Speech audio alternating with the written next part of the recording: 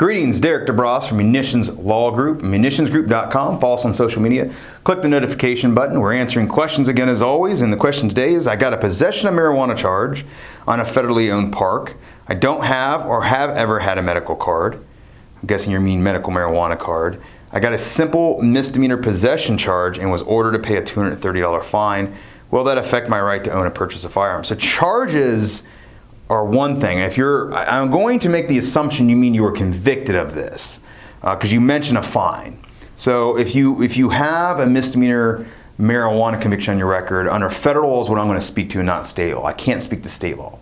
But briefly, in Ohio, what is interesting, any drug conviction in Ohio used to be a disability in the state of Ohio, even a decriminalized marijuana ticket.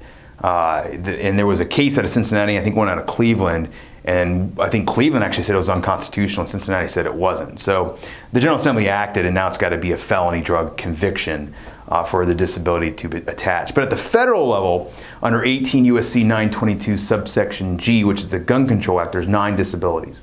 And one of those says if you're an unlawful user of a controlled substance.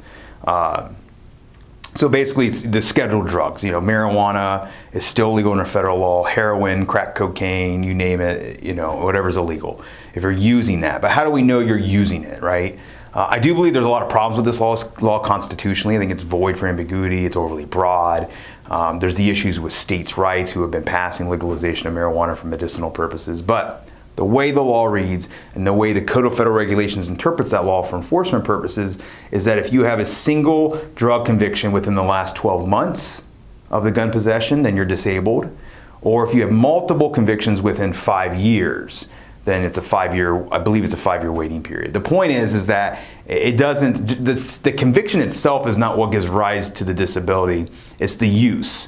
Right, and so the CFR says, well, this is how we're going to enforce it. So the rule of thumb is if you have a conviction within the last year, you can't own guns. Okay, if there's no conviction and you don't have a medical marijuana card and you're not actively using a controlled substance illegally, then you're fine.